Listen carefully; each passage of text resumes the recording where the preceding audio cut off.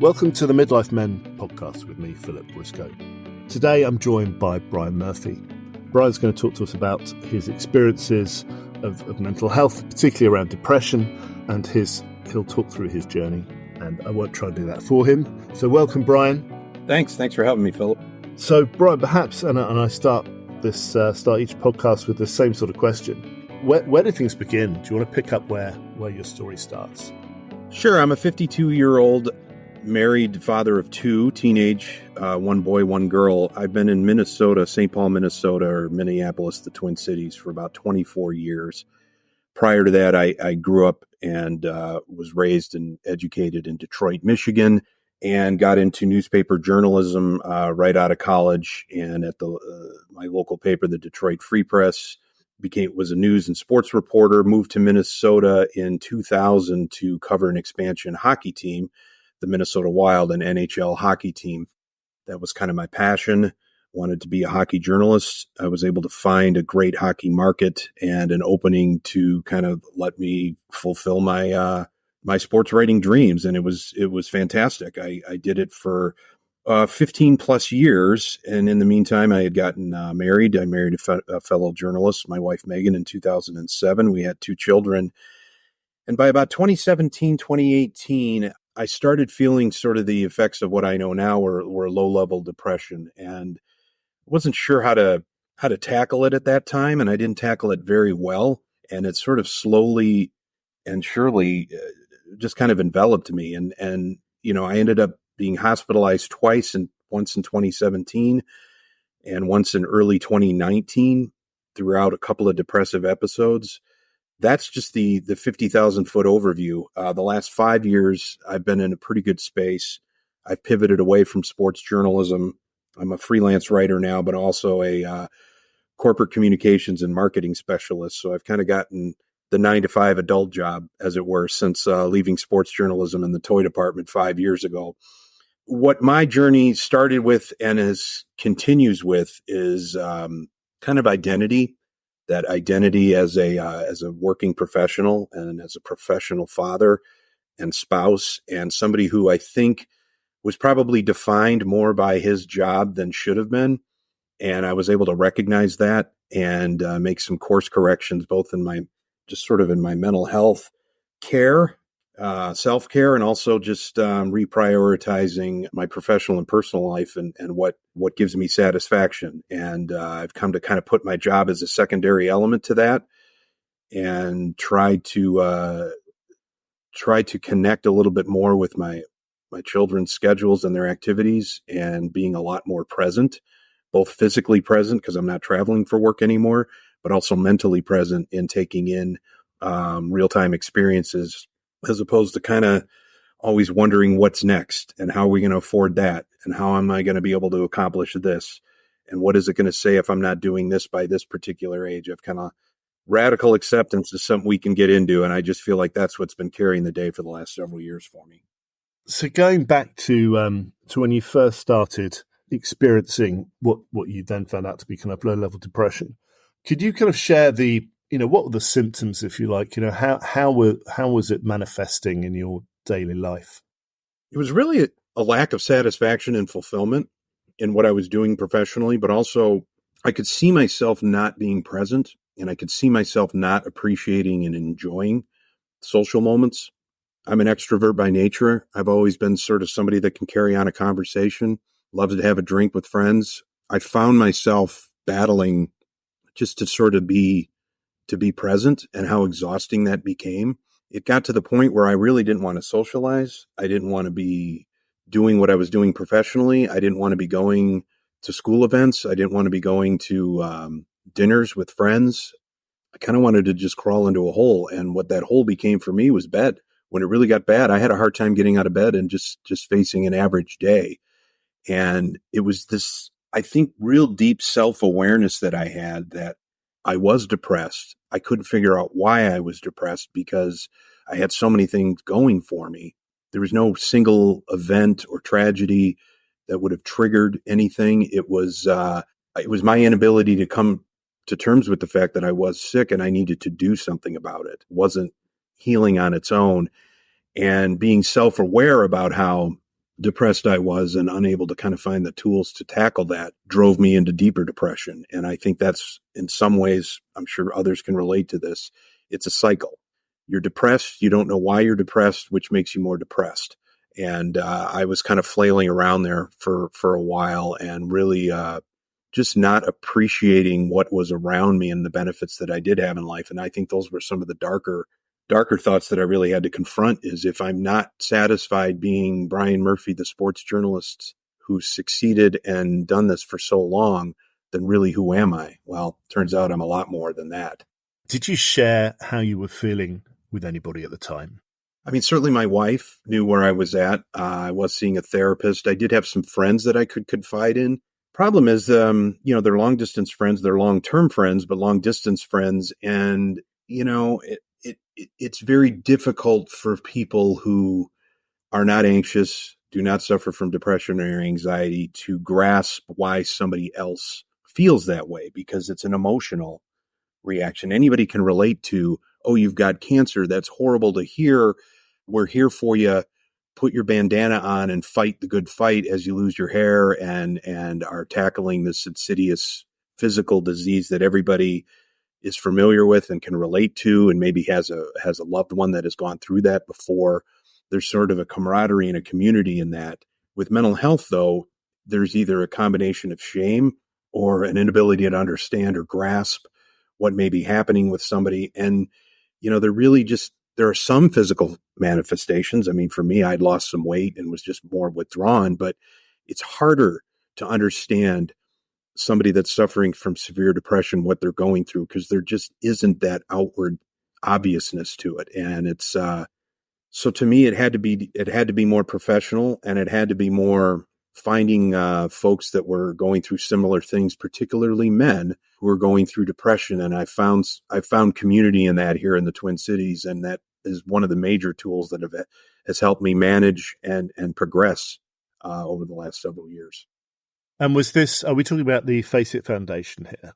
Correct. Yes. In suburban Minneapolis here. I've been associated with them about 6 years now, which slightly predated my second hospitalization.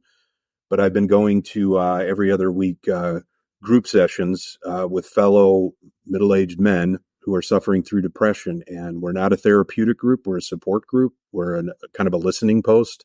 And it's been one of the strongest tools in my toolbox that I've been able to develop over the last several years. And how did you find the organization? There's a fellow writer in town who had been going to several of these meetings probably for a year or two at that time. I knew him in mutual professional circles, and he suggested, you may want to reach out to this organization. I know Mark Meyer, and I know what he's about, and I know there may be some openings coming up soon and some group sessions, and maybe something you want to explore. And I've been forever grateful for that sort of ubiquitous moment, because it would have not been something I would have been able to probably find on my own. And so, there's a kind of camaraderie, is there? You said it's more of a support group than a therapy group. Did you find it quite easy to open up and share your experiences? I did, and that's just in my nature. But there's power in shared experience, and especially for men. It's the reason Face It was founded was because the suicide rate for middle-aged men is among the highest in the demographics of those that are either taking their own lives or suffering. There's a reluctance. It's the male macho image. It's not wanting to acknowledge that you may not be as mentally strong as you're expected to be. There's a sense that, if you're the patriarch of a family or the breadwinner professionally, that you're failing. You're failing yourself. You're failing your spouse, your children. You're failing your family. And there's really no probably more emasculating experience than feeling like you're failing your family. But you're not a failure. You're a human being who's suffering. And I've always told new folks that have come into our group that may be in various stages of whether recovering or spiraling or just trying to find answers. The hardest thing to do is to come to a meeting. But once you're there, I always feel great when I leave, whether I felt bad going into a meeting or just felt like somebody else was able to open up and I was able to share my personal experience, I always feel better. It's the hardest thing for some guys to do, to just come to our 6:00 Tuesday meeting. But I always say, if you do that and you leave at 8:00, you're going to feel better about yourself, not only for making the decision to come, but also kind of through osmosis, the experience of having others who can share and empathize. It's very powerful.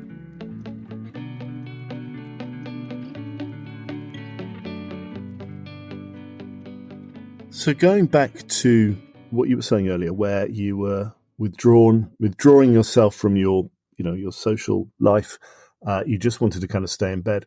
I'm interested in what was the tipping point? At what point did you think, I need to do something about this? And what did you do? I just felt like there was, I wanted to surrender.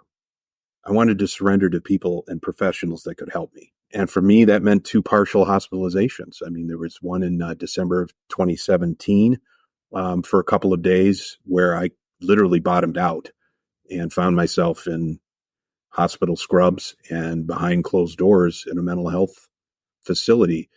That also opened up opportunities to find out avenues to tackle this treatment and care, finding something, trying different levels of both talk therapy, medications, and other therapeutic solutions. And it was kind of trial and error for a bit, because I was able to bounce back from that experience. I took a leave of absence from work, went back to work and felt pretty good, tweaked some medications, had a pretty good run for a while. But by early 2019, I decided to take a buyout from my newspaper here for a variety of reasons, just mostly financial. Anybody that knows how the newspaper industry is cratering around the globe would understand.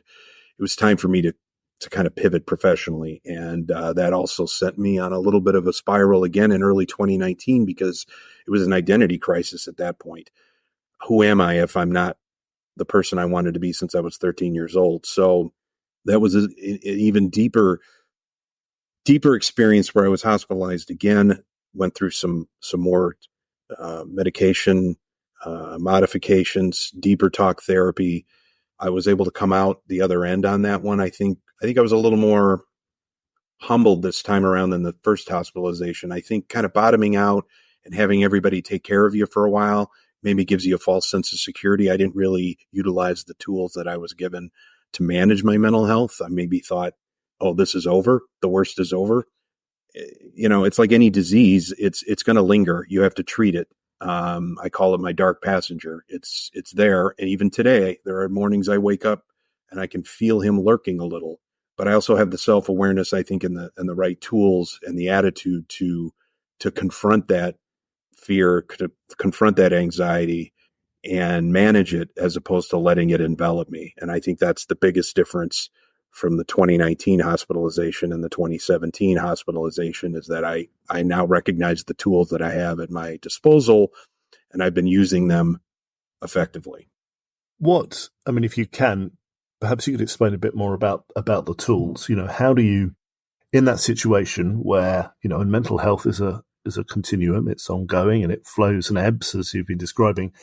But when you've got these tools, how do you actually use them? Especially if you start to think, well, I'm kind of going down, I'm going down into perhaps a bit of a chasm, and put the brakes on that. I think sharing those anxieties, whether it's in my group, whether it's with my psychiatrist, or whether it's with my wife, is acknowledging, today I'm not feeling that great about things. And for me right now, the anxieties that are triggering me is I'm unemployed. I had my corporate job for the last 2 years. I was laid off in April. So financially, we're doing fine right now. That's not going to last forever. So I'm trying to transition into another corporate role. So there's been some lingering anxieties about how long this has taken, and the uncertainty of where the next 5 to 10 years are going to be for my earning potential as my kids enter college years. So there's been a couple of times where I've woken up feeling not less than adequate, let's put it that way. But I've been able to power through, because attacking the day is the most important thing for me. Getting out of bed, acknowledging my anxieties, some of which are legitimate, some of which may not be, some of which may perpetuate themselves into a lot of negative self-talk that really isn't true, let alone unproductive. So I feel like talking about it. And again, talking about it with the people that know my story, know my narrative, not allowing myself to surrender, which is what I was doing in 2017 and 2019, which was giving in and allowing myself to spiral. I haven't been on the verge of any kind of a collapse in 5 years, but I felt the negative energy and I felt the negative vibes. And I've been able to kind of acknowledge them, accept them, and manage them. And that's been the biggest difference for me, is coming out of those two dark episodes, is feeling like I'm more in control of this than letting my disease control me. And this sense of identity that you talked about, do you now see yourself more than just based on your profession? Does that help now that you see yourself as a husband and a father and a member of society? It does. It really does. Because I mean, what made my profession as a sports journalist unique was it was a uniquely fulfilling and exciting and exhilarating, and Monday was always different from Tuesday, and Wednesday was always different from Tuesday and Thursday, and it made that. I know a lot of my male friends and family loves talking about what I was doing and where I was going and what my next assignments would be, and it was interesting. But then it became a job, and then it became a job I didn't like anymore. And then it became a job that wasn't paying as well as I should be earning at this particular point in my life. And I realized this isn't what, I mean, I'm a husband, I'm a father, I'm a friend. We have a very rich social circle, both in my hometown in Michigan and also here in Minnesota. These are the things that I need to enjoy and gain fulfillment from.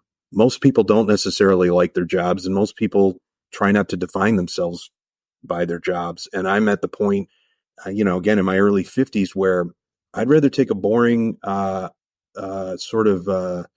check the box type of job where I could earn more and stress less, and then enjoy sort of the fruits of my real life a little bit more. And I've come to the point where I'm not interested in climbing a ladder per se. I'm not interested in becoming an executive anywhere. I'm not interested in managing a team of people. I'm interested in doing a job, doing it well, and being able to unplug it from that at 4:30 or 5 o'clock every weekday, and not have to travel, not have to be up till midnight, not have to be wondering what calamity I'm going to be dealing with the next day. I've kind of come to the point where I've accepted my profession as a means to living life, as opposed to being the driving force behind it. And I've spoken to many men actually who reflect what you're saying, actually, who mirror what you're saying. And in fact, I can relate to that myself.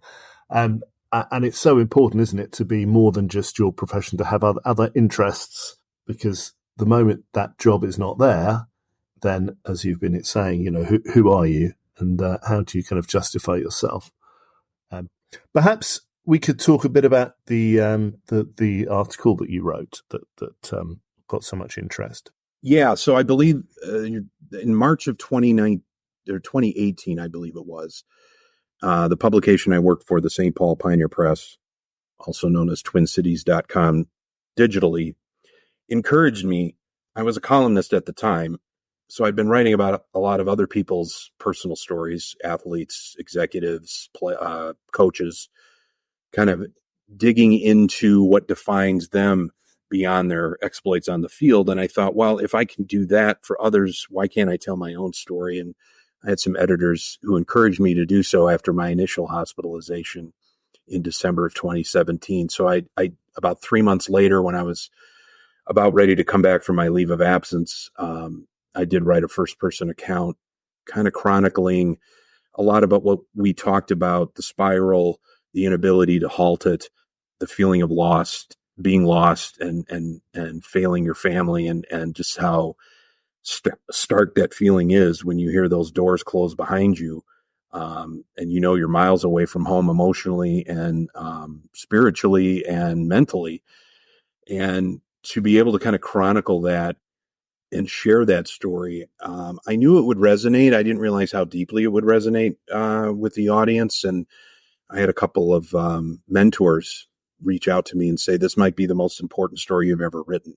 And I was able to, I think being able to connect either in comments or emails after writing that with folks that were going through similar situations and appreciated me sharing my story so bluntly. I mean, it didn't feel that much of a risk to me. And I didn't feel like I was certainly being vulnerable, but I felt like, having bottomed out like that and kind of recognized where I was and where I was failing and where I needed to improve, where I needed to build self-care tools and acknowledge I'm depressed and that doesn't define who I am. It was very fulfilling to do that and connect with others. And I also feel like I was obligated as somebody who writes and chronicles and criticizes those in the public realm. Why not use my talents as a writer to explain my story? So that's what drove that. And I was really blown away by how deeply it resonated with the audience. And I had people that work for teams in town come up to me and say, hey, I really appreciate you writing that. My mother's been going through this.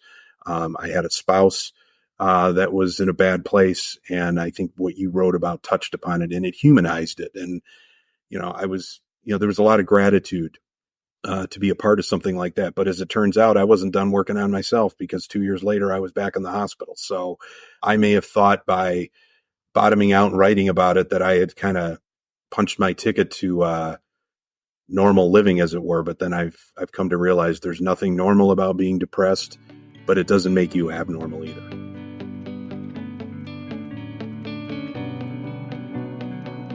And from what you're saying, then it's a kind of constant thing that needs to be managed ongoing. There's no ultimate cure, or you can't turn around and say, well, I used to have depression, I'm absolutely fine now. You find that it's a constant work in progress. It is, and sometimes you don't know when it's gonna rear. It doesn't necessarily mean you find yourself in a bad place and then it rears its head. There are sometimes I wake up and I wonder why do I feel like this today? What is triggering this? And then instead of scrambling to find a reason and a root cause, I just sort of acknowledge it, address it, and progress with my day. And maybe I'm not going to have a great experience, but at least I'm not allowing it to control me. And I think that's the biggest thing I've been able to do in the last 5 years is recognize the symptoms when they arise. If I don't know the root cause of it, that's okay. But just know that the person that I was the night before is the person I really am. And I'm not going to allow whatever is triggering this latest mental health hiccup. I'm not going to allow that to take me down a path where I'm just a dysfunctional human being. Do you think things are changing? Do you think, people will still suffer, depression, but do you think as a general society, we're normalizing it more? For example, the article you wrote, you got a lot of feedback saying how thankful people were that you'd expressed it in a kind of very public way. But do you think things are changing? Is it easier now? Is it a more caring society we live in? I wouldn't characterize America in 2024 as very caring right now. It's a very awkward period for a variety of reasons. I'd say two things, though, when I come to think of that have, I think, taken the edge off or at least reduced the stigma of mental health. One, there are a number, especially here in the States, I'm not sure about the UK, there are a number of professional athletes, high-profile athletes, that have gone public with their mental health struggles, whether it's affected their performance on the field or whether it's affected their relationships off them. There have been more, I think globally you could think of Simone Biles, the U.S. gymnast who, of course, struggled in Tokyo with mental blocks and was savaged, but also empathized with on social media. And her comeback story this year in Paris, she has a platform, and a lot of these professional athletes realize they have platforms much larger than mine where they can share their struggles and normalize themselves and their struggles. And I think that connects to a lot of different people. And I think that's been much more, you'll hear about a baseball player who took a day off for mental health reasons. That didn't happen 10 or 15 or 30 years ago. Any professional athlete who takes a day off for mental health reasons may not have a job the next day. But today it's recognized more. And I think there's more empathy out there that high profile, well compensated, highly skilled professional athletes are human beings just like the rest of us. And depression spares no one. I also think the COVID pandemic, I think, impacted people too. I think a lot of people became very introspective during that period of time. And I was very cognizant of not allowing the sudden shutdown of life and all of us kind of crawling into our own realms. I wanted to make sure that that didn't trigger anything with me. So I was on heightened awareness about what impacts being stuck inside for months at a time as this pandemic raged. I think a lot of people, I think it turned everybody inward a bit, and everybody dealt with it in different ways, professionally, personally, domestically, financially. We made different decisions that we felt would benefit ourselves or our families, but we were all confronted with a little bit of our mortality and also having to kind of live with ourselves because we really couldn't escape for months at a time. I think that may have softened the edge a little bit because it certainly triggered a lot of mental health problems in people who were stuck inside and that lack of human contact. I think it brought a lot of mental health issues to the forefront. So I'd like to think today in 2024, we're in a better place about empathizing with people that do have mental health issues, but we're a long way from being as accepting as we may be for other physical, more well-known ailments. Yeah, I think you're right. I think the COVID episode did force everybody to have to take an inward look, as you said, which perhaps did soften the edges a bit. Yeah, and suffering alone, I can empathize because there's really nowhere to escape mental illness. I mean, it's going to follow you wherever you go. You may think a job change, a partner change, a geographic change. These things are not going to allow you to escape yourself and escape from your own vulnerabilities or your own harsh judgments of yourself. It takes self-work. It takes acknowledging, and it takes self-work, and it takes a commitment to it. And as you're right, I mean, if you're suffering alone and you don't have a support network around you that A, is going to recognize that and maybe encourage you to seek help, or B, you're just too ashamed to share it, you're going to suffer alone. And suffering alone is the worst place you can be because depression attacks your brain in a way that makes it hard to rationalize, and it makes it hard to understand. You need to let yourself go and put yourself in the care of others who may not be able to solve everything today, but who can offer solutions and opportunities and tools that'll help you manage your symptoms and come to terms with wherever you're at that particular moment in life. And if you are living with or married to or related to or working with somebody you think is suffering, perhaps they haven't recognized it, or they're, just you can see the symptoms, maybe they can't. What advice would you give to people who just want to try and do something, but, perhaps they're not sure what? I would say, the empathy is key, but you can't be an enabler either. Empathy only goes so far because empathy is about understanding. But if you're not able to convey to a loved one that their symptoms and their behaviors are negatively affecting you in a particular way, it's difficult to really bring somebody to the table. They have to be able to do it themselves. And the best thing I think you can do is try to empathize with how somebody's feeling, but also express, this is the way your behavior is affecting our situation. And it does need to be addressed. And how that's addressed, where that's addressed, and how aggressively that's addressed, I mean, that's for the spouse, the caregiver, and professionals to come in and express that. But I think it's not a comfortable topic. And, much like substance abuse, I mean, you don't necessarily want to confront somebody who's an alcoholic that they may be an alcoholic, but there are ways to convey how those behaviors are impacting your life in particular, and how there needs to be an acknowledgement, and there also needs to be a plan set forward. The best way to do that is to validate somebody's feelings, empathize with them, but also challenge them, I think. And that's what my wife did to me in no uncertain terms, not necessarily threat of divorce per se, but we can't go on like this. You can't go on like this. What are you prepared to do about it? Those are the kinds of stark choices that sometimes need to be, confronted on somebody. And maybe that is something that may help somebody acknowledge that this isn't just a passing fad. This is something I need to address and drill into, or it's going to consume me. Well, thank you, Brian. It's not as you just said, it's not an easy topic. It's not necessarily filled with humour, but nevertheless, it's really, really important. I think that, people like yourselves are very willing to open up and try and normalise, your experience with depression, and really hoping that people listening to this who might be affected can take some guidance from you. So thank you, Brian, for taking time to talk to us today. No, it's my pleasure. I mean, it's it's not one size fits all. Everybody has to kind of find their own way through the journey, as it were, find the right tools, find the right acceptance, but you're not alone. And it doesn't make you less of a person or a man because you're suffering. That's kind of the prevailing message I'd like to get out there. Thank you for listening to the Midlife Men Podcast with me, Philip Briscoe.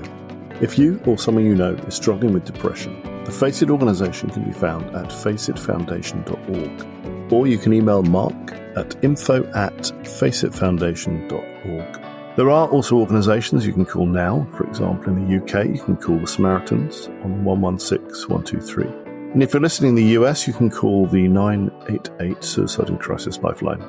If you have a story to tell and you think your experience would help others, then please get in contact with me, either via the website, mid-lifemen.com, or email me at midlifemen01@gmail.com. Finally, please share the podcast with people you know and with your networks. And if you enjoy listening, then please rate or like the podcast. It helps raise its profile and helps reach more people who might benefit from the stories shared by my guests.